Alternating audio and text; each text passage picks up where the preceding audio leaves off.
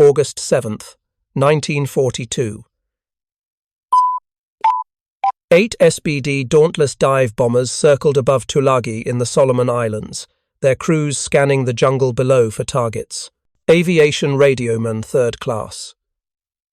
James Patterson hunched behind his twin 30-caliber machine guns in the rear cockpit, sweat soaking through his flight suit in the tropical heat. The guns felt inadequate in his hands, relics from another era, firing rifle-caliber ammunition that seemed laughably light compared to the Japanese 20mm cannons he'd been warned about. If you're enjoying this deep dive into the story, hit the subscribe button and let us know in the comments from where in the world you are watching from today. Below his aircraft, 10,000 Marines had landed on Guadalcanal the previous day, seizing an unfinished Japanese airfield that would become the most contested piece of real estate in the Pacific. But Patterson's attention snapped skyward as his pilot's voice crackled through the intercom. Zeros. Coming in fast. What happened in the next 60 seconds would shatter every assumption about aerial combat in the Pacific. By the time the engagement ended, one of Japan's best fighter pilots would be barely alive, his face shattered by fragments from those supposedly obsolete 30-caliber rounds. And the myth that American bomber crews were helpless against the legendary Zero would begin to crumble one burst at a time. The story of how American dive bomber crews turned defensive weapons into offensive nightmares begins not with superior technology, but with a fundamental miscalculation. When the Douglas Aircraft Company designed the SBD Dauntless in the late 1930s, the rear gunner's position was considered almost an afterthought. The primary mission was dive bombing, delivering a 1,000-pound bomb with pinpoint accuracy onto enemy ships. The twin 30-caliber Browning ANM-2 machine guns, mounted on a flexible ring behind the pilot, existed merely to discourage enemy fighters during the vulnerable climb back to altitude after a bombing run. These were the same 30-caliber rounds American infantrymen fired from their M1919 machine guns, 7.6 2mm projectiles that military planners considered marginal for anti-aircraft use. When the Navy began replacing earlier SBD models with the -3 variant in March 1941, they upgraded the forward-firing armament to two 50-caliber Brownings in the cowling. But the rear guns remained stubbornly 30-caliber, partly due to weight considerations and partly because no one expected dive bomber gunners to actually shoot down enemy fighters with any regularity. The Japanese Zero, by contrast, represented the pinnacle of fighter design in 1942. The Mitsubishi A6M had longer range than any carrier fighter in the world, could climb faster than American fighters, and turned inside anything the Allies could field. Its two 7.7mm machine guns and two 20mm cannons gave it firepower that could shred American aircraft. Pilots who survived early encounters with Zeros described them as nearly invincible ghosts that appeared from nowhere, destroyed their targets, and vanished before anyone could react. American intelligence officers studied captured Zero components and pilot reports with growing alarm.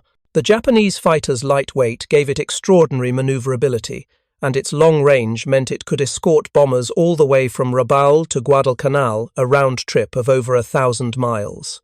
Against such a capable opponent, the conventional wisdom said that slow, heavy dive bombers needed fighter escort, or they would be massacred. The 30-caliber tail guns were considered almost decorative something for the Radioman gunner to shoot while his pilot desperately maneuvered and prayed for friendly fighters to arrive. This assessment wasn't entirely wrong. In the Philippines, in the Dutch East Indies, in the early months of the war, Japanese fighters had carved through American bombers like scythes through wheat.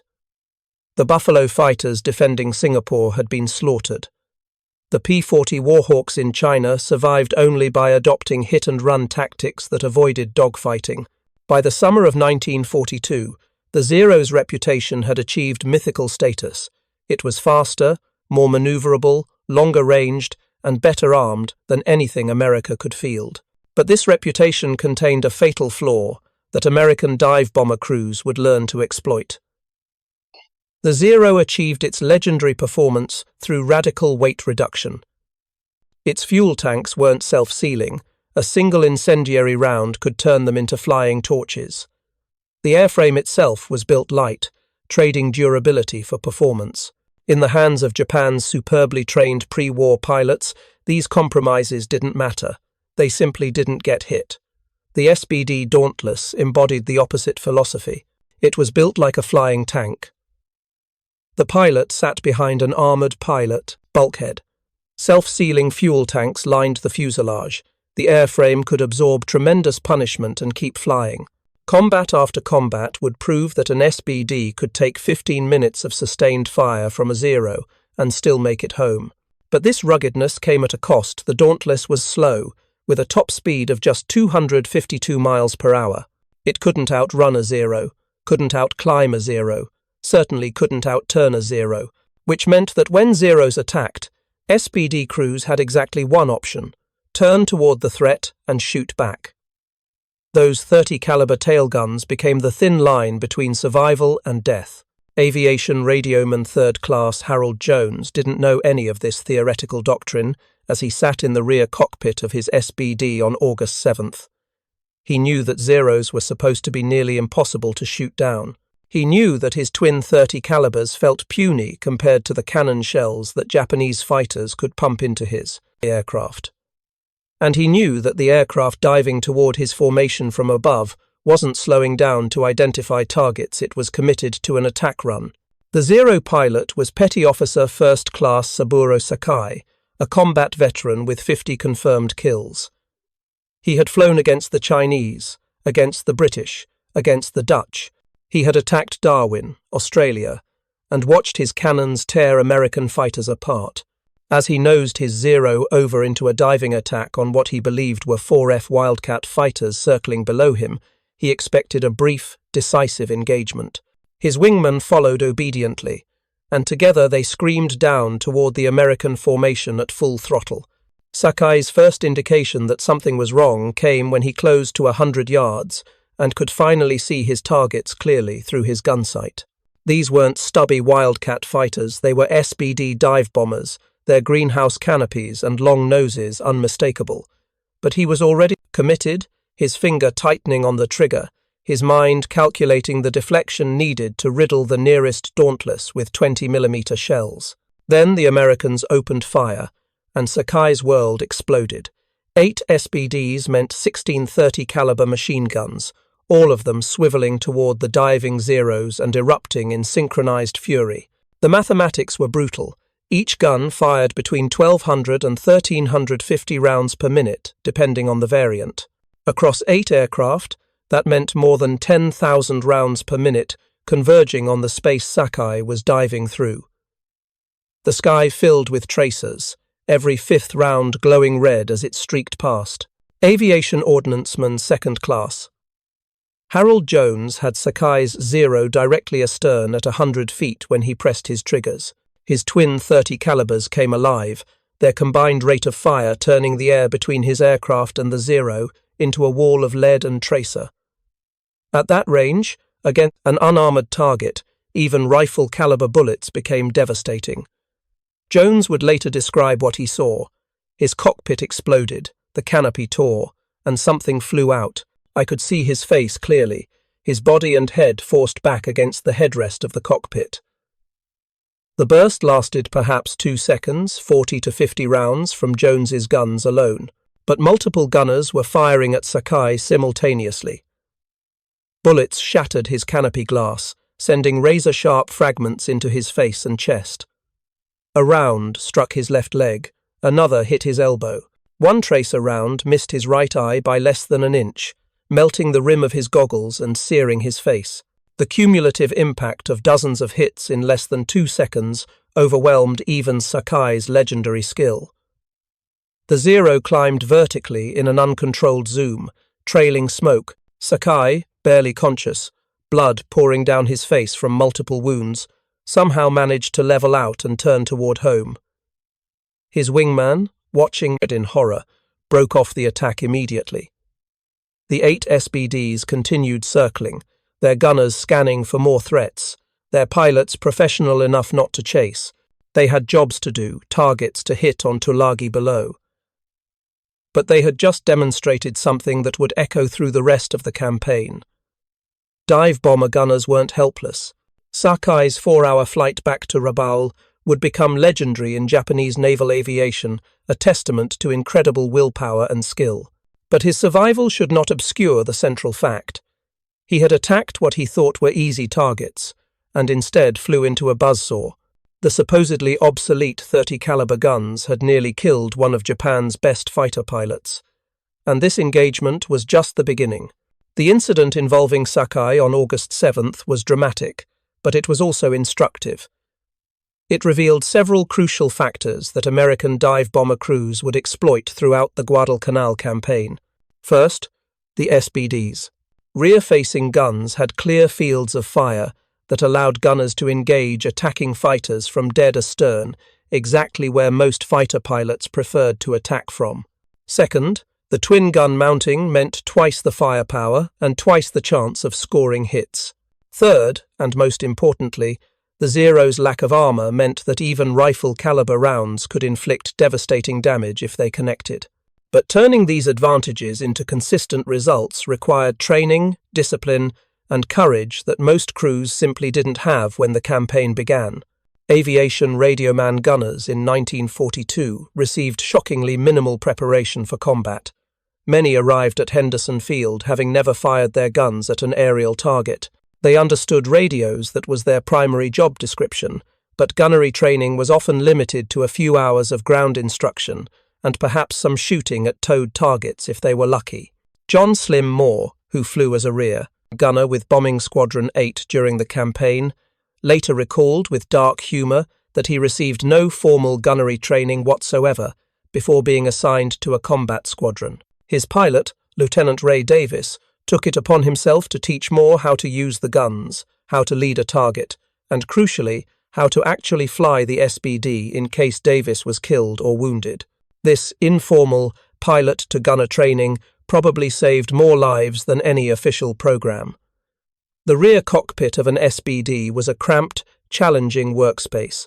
The Radioman gunner sat facing backward on a small saddle-type seat that could pivot to face forward when needed.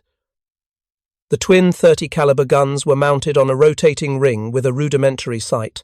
In theory, the gunner could track targets through a 360-degree arc, limited only by the aircraft's own structure. In practice, during violent combat maneuvers, it required extraordinary strength to hold the guns on target while being thrown around the cockpit. Many gunners discovered that their effectiveness depended as much on upper body strength and balance as on marksmanship. The ammunition supply for each gun consisted of 1,000 rounds, enough for about 45 seconds of continuous fire. The rounds were a mix of ball, armor-piercing, incendiary, and tracer, typically loaded in a ratio that put a tracer every fifth round. This gave gunners visual feedback on where their fire was going, but also created a false impression. Pilots attacking an SBD saw tracers arcing past and assumed they were seeing every round, when in fact they were only seeing 20%. The invisible 80% killed just as efficiently. Each 30 caliber round weighed approximately half an ounce. At muzzle velocity, it carried roughly 1,700 foot-pounds of energy, not particularly impressive compared to the 50 caliber rounds that fighter pilots preferred, which carried nearly 11,000 foot-pounds. Energy isn't everything in aerial combat. What mattered was volume of fire, accuracy, and target vulnerability. Against the unarmored Zero, a hit anywhere on the airframe could be catastrophic. The Japanese discovered this vulnerability the hard way during the daily bombing raids on Henderson Field that began in late August 1942. The pattern was almost ritualistic in its predictability. Around noon each day, the Marines called it Tojo time. A formation of Mitsubishi G-4M Betty bombers would appear from the northwest, flying at 20,000 feet in perfect V formation.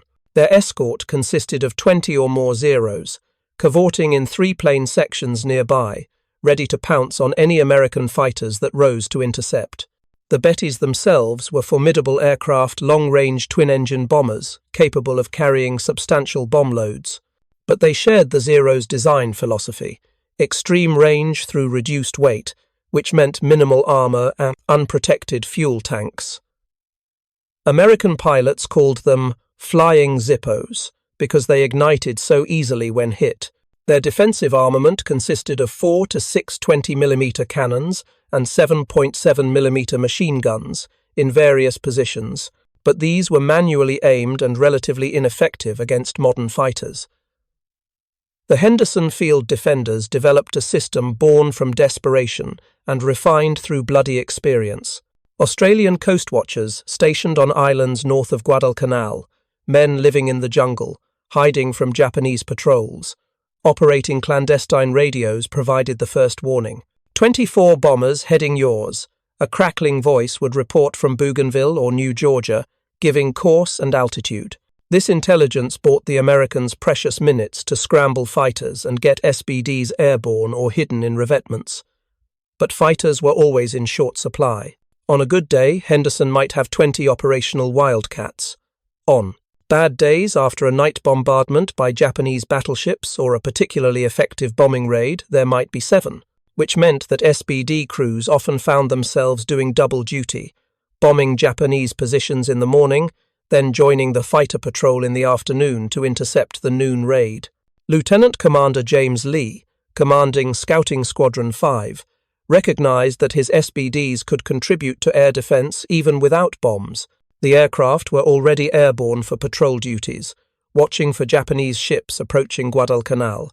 When the Coast Watcher warnings came through, his pilots didn't land, they climbed, positioning themselves to intercept the bombers before they reached Henderson. The rear gunners checked their ammunition belts, test-fired short bursts to ensure the guns were functioning, and prepared for what military theorists said they shouldn't be doing, engaging enemy fighters in deliberate combat. The engagements that followed rewrote the tactical manual.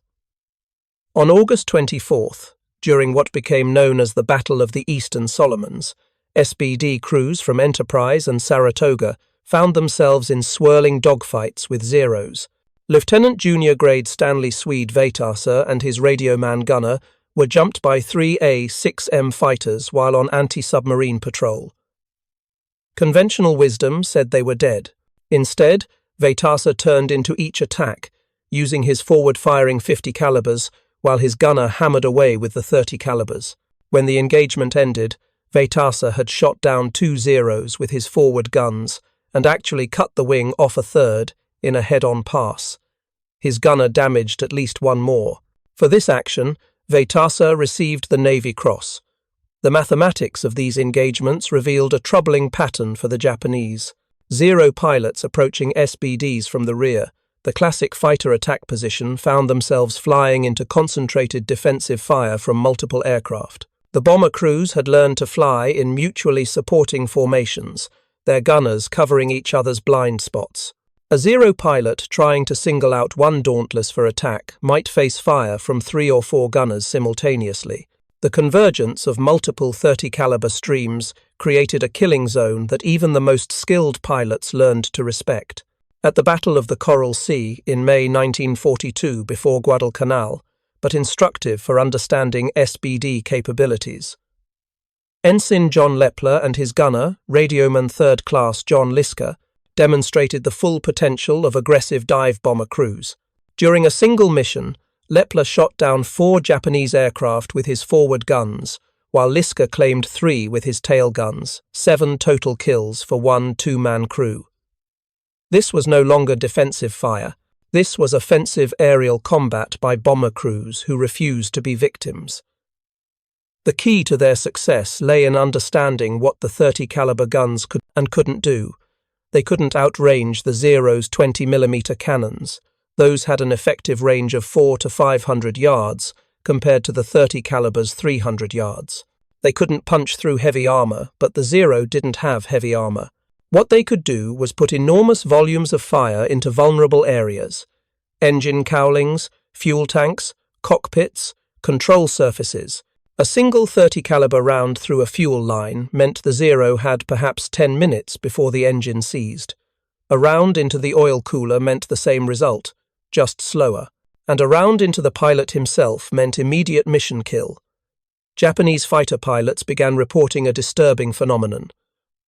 American dive bombers were no longer acting like prey. They were turning into attacks, their rear gunners opening fire at ranges that seemed suicidal, their pilots maneuvering aggressively to spoil gun solutions. The Tainan Air Group elite pilots who had fought across Asia and the Pacific started taking losses against aircraft they had previously considered easy targets. The cumulative effect became apparent in the kill statistics, though these numbers require careful interpretation.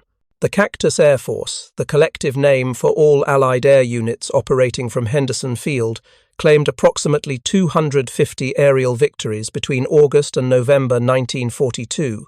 Of these, SBD crews were credited with at least 40 confirmed kills, with many more probable and damaged claims. The true number was almost certainly lower due to overclaiming, a universal problem in aerial combat. Multiple gunners firing at the same zero might each claim a kill when only one aircraft actually went down.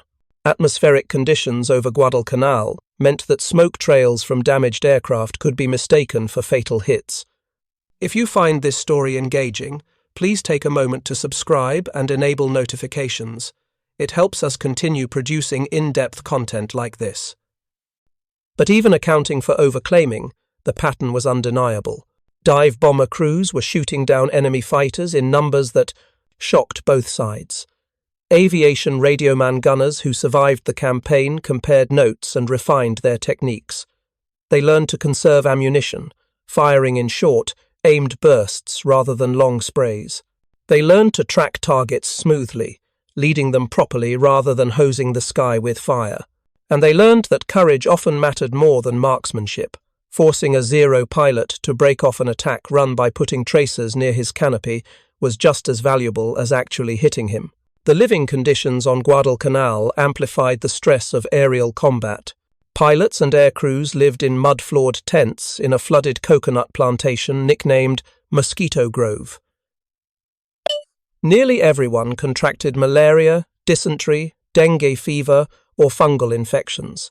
The medical officer's report on one squadron after 5 weeks of combat documented the carnage. 7 pilots killed in action, 3 wounded, 2 evacuated due to extreme mental and physical fatigue, and only 3 remaining unscathed, though they required prolonged rest due to their deteriorating mental and physical states. The airfield itself was a nightmare of logistics and improvisation. There were no fuel trucks initially, so aviation gasoline had to be hand-pumped from 55-gallon drums. When fuel trucks finally arrived, the gas still had to be hand-pumped into the trucks first. There were no bomb hoists, meaning all ordnance had to be manually loaded onto aircraft. Damaged planes were cannibalized for spare parts because replacement aircraft and parts came in a trickle. The runway, initially just 2,600 feet of crushed coral, tore apart under the hard rubber tires of landing SBDs, requiring constant repair. Japanese bombardment added another layer of misery.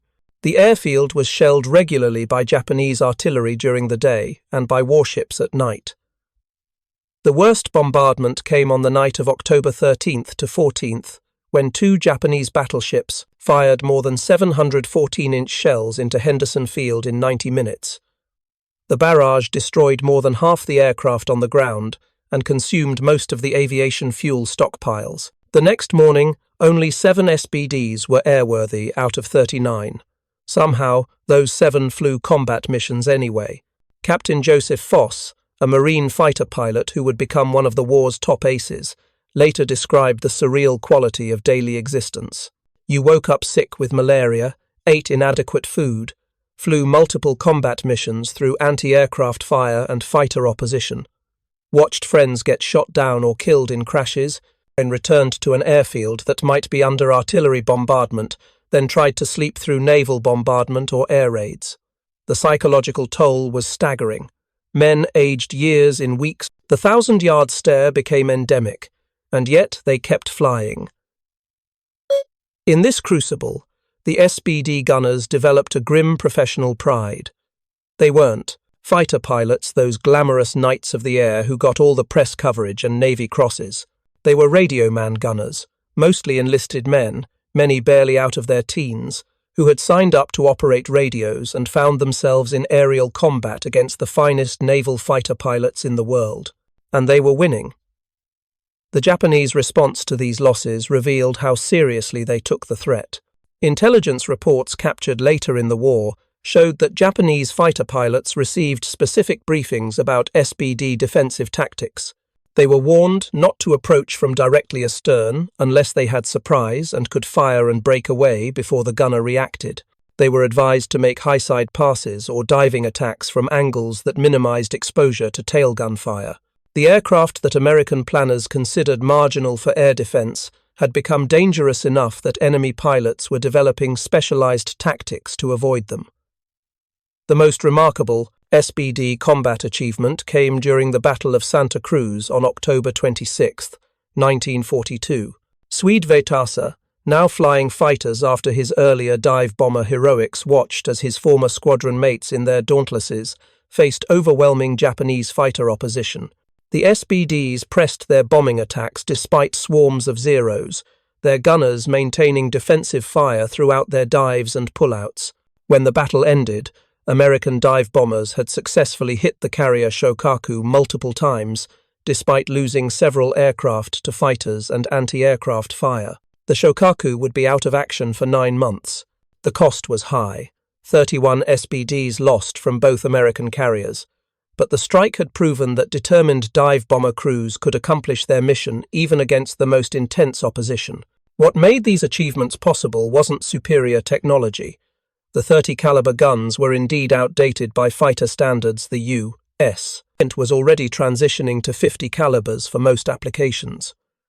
The SBD was slow and ungainly compared to fighters. The Radioman gunners were inadequately trained by peacetime standards, but they had two advantages that technology couldn't replicate. They were defending their lives, and they were defending each other. The mutual support tactics developed by SBD crews created force multiplication that no individual aircraft could achieve. Pilots learned to fly in sections and divisions that maintained visual contact, their gunners watching not just their own tail but their wingman's tail as well. When Zeros attacked, the formation tightened, creating overlapping fields of fire.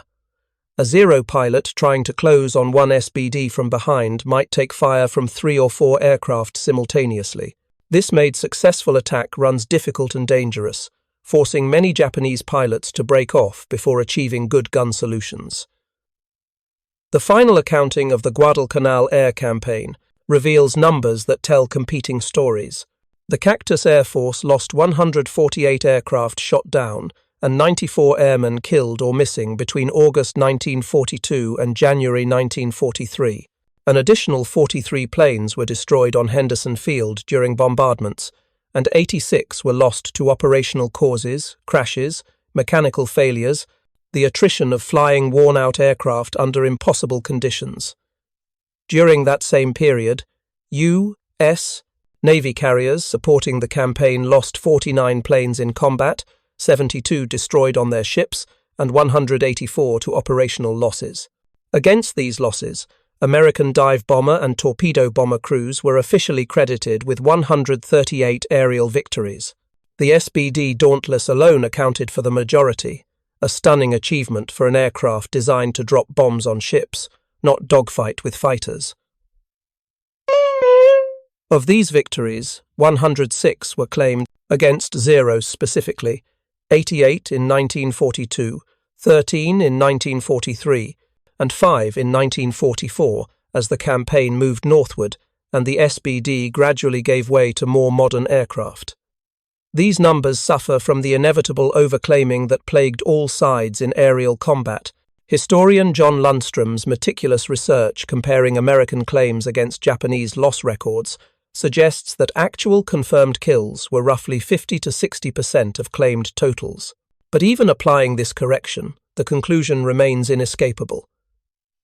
Dive bomber crews were shooting down enemy fighters in significant numbers. The 30 caliber tail guns, dismissed as barely adequate for self-defense, had become legitimate offensive weapons in the hands of desperate, determined men. The human cost extended beyond statistics. Aviation radioman second-class Harold Jones, who had shattered Saburo Sakai's cockpit on August 7th, flew 47 combat missions from Henderson Field before being rotated home. His hands never stopped shaking. Captain John Smith, commander of Marine Fighting Squadron 223, watched malaria and combat fatigue hollow out his squadron until he could barely recognize his own pilots. Lieutenant Commander James Lee's Scouting Squadron 5 saw 7 pilots killed in action during the first 5 weeks of combat, 7 out of 18, nearly 40% casualties in barely a month. The psychological burden on Radioman gunners was particularly acute.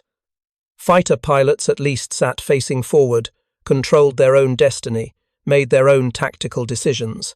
Gunners sat backward, utterly dependent on their pilot's skill, watching enemies approach from behind with no ability to evade, only to fight. They saw their tracers converging on enemy aircraft and watched planes smoking and spinning down, knowing there was a human being in that cockpit, and knowing they had perhaps 10 seconds before the next zero, lined up its attack run. The survivors carried these memories for decades. In the 1980s and 90s, as historians began conducting systematic oral history interviews with Guadalcanal veterans, common themes emerged. Nearly every Radioman gunner described the same dreamscape: backward-facing nightmares, enemy fighters approaching from behind, the desperate effort to swing guns onto target, the horrifying realization that sometimes you scored hits and sometimes you didn't, and the thin line between those outcomes was life and death. Yet these same men expressed fierce pride in what they had accomplished. They had faced the legendary Zero, the fighter that was supposed to sweep American aircraft from the sky, and they had made it pay a price. The myth of invincibility had been destroyed not by superior American technology, but by courage, training that came from hard experience rather than doctrine, and weapons that everyone agreed were inadequate but that somehow got the job done anyway. The Japanese perspective reveals how profoundly the campaign affected their naval aviation. The Tainan Air Group arrived at Rabaul as one of Japan's premier fighter units, with pilots averaging 800 to 1,000 hours of flight time and extensive combat experience from China and the early Pacific campaigns. By November 1942, the unit had been withdrawn for rest and reconstitution after losing nearly 60% of its experienced pilots. Some fell to American fighters, but a surprising number were victims of bomber defensive fire Zeros shot down by aircraft they were supposed to dominate. The loss of these veteran pilots created a hole in Japanese naval aviation that could never be filled. Japan's pilot training program produced competent aviators in peacetime, but couldn't rapidly expand to replace combat losses. Each veteran pilot lost over Guadalcanal represented 3 to 4 years of training and combat experience. The replacement pilots arriving at Rabaul in late 1942 had perhaps 300 hours of flight time and minimal gunnery training. They were adequate for basic flying, but catastrophically unprepared for the meat grinder of aerial combat over Henderson Field. American replacement pilots weren't significantly better trained initially, but the U.S. had one overwhelming advantage: the ability to rotate combat veterans back to training commands, where they taught new pilots the lessons learned over Guadalcanal.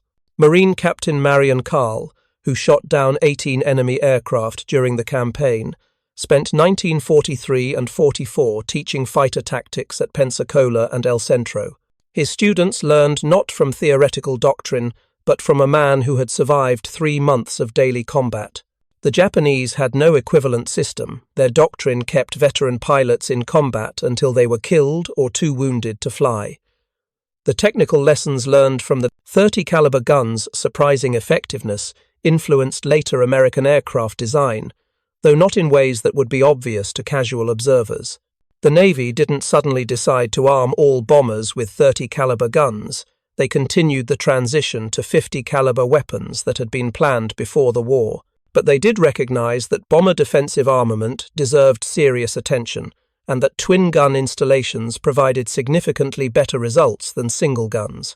The TBF Avenger torpedo bomber, which arrived at Guadalcanal in smaller numbers than the SBD, mounted a 50 caliber gun in a powered dorsal turret that proved even more effective than the SBD's manually aimed 30 calibers.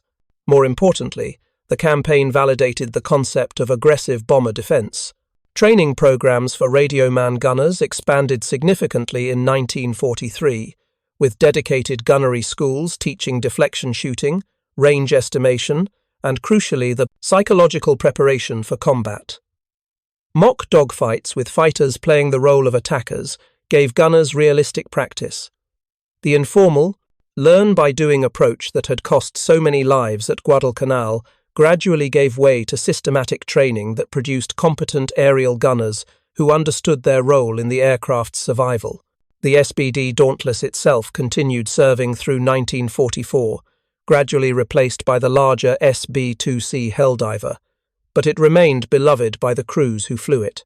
The aircraft had been designed for durability rather than performance, and this design philosophy saved countless lives. Pilots returning from missions with dozens of bullet holes, shattered canopies, shot-away control surfaces, and wounded gunners in the back seat learned to trust the Dauntless's ability to absorb punishment and keep flying. The same couldn't always be said for the Helldiver, which suffered from teething problems and never quite matched the SBD's reputation for ruggedness. By February 1943, when the Japanese finally evacuated their remaining ground forces from Guadalcanal, Henderson Field had grown from a single muddy runway to a complex of 3 airstrips with taxiways, revetments, and proper facilities. The desperate improvisation of August and September had given way to a functioning airbase that could support hundreds of aircraft, but the men who had held that field during the darkest months were mostly gone killed, wounded, or evacuated due to illness and combat fatigue. The final irony of the Guadalcanal air campaign is that the supposedly outdated weapons and obsolescent aircraft achieved exactly what American war planners needed them to achieve. They held the line during the months when nothing better was available. The 30 caliber guns weren't ideal, but they were sufficient. The SBD Dauntless wasn't as capable as fighters in air-to-air combat, but it could defend itself well enough to accomplish its primary mission of bombing enemy ships and positions. This sufficiency proved more valuable than theoretical superiority. American industry was already producing better fighters, better bombers, better weapons that would arrive in 1943 and 44. What America needed in late 1942 wasn't perfection. It needed time. Every day that Henderson Field remained operational, every Japanese supply convoy turned back or sunk by SBD dive bombers, every formation of Betty bombers damaged by defensive fire from supposedly helpless dive bombers, bought another day for American industry to tool up, train crews, and deploy the overwhelming force that would eventually sweep across the Pacific. The men who flew SBDs over Guadalcanal understood this at some level, though they rarely articulated it. They knew their aircraft were outperformed by enemy fighters. They knew their guns were lighter than ideal. They knew their living conditions were medieval, and their medical care was primitive, and their chances of survival decreased with every mission. And they flew anyway, because if they didn't, the Marines on the ground would be abandoned, the airfield would be lost, and the first American offensive of the Pacific War would fail. The 30 caliber guns mounted on those SBD tail gun rings weren't superior weapons. They were simply the weapons available, wielded by men who refused to be victims, who learned through experience what the manuals said couldn't be done, and who made the Japanese pay a price for every attack run. In the end, that was sufficient. The Zero's aura of invincibility died over Guadalcanal, killed by Marine riflemen who learned to lead their targets, by Wildcat pilots who developed tactics exploiting the Zero's weaknesses, and by dive bomber gunners who proved that even supposedly obsolete guns could shred the finest fighter in the world if the man behind them refused to quit. That was the lesson written in Tracer Fire over Henderson Field. Wars are won not by perfect weapons, but by imperfect men, who somehow find ways to make inadequate tools sufficient for impossible tasks. The 30 caliber guns were outdated. The SBD Dauntless was slow and ungainly. The Radioman gunners were inadequately trained, and together they helped turn the tide of the Pacific War. Thank you for watching. For more detailed historical breakdowns, check out the other videos on your screen now, and don't forget to subscribe.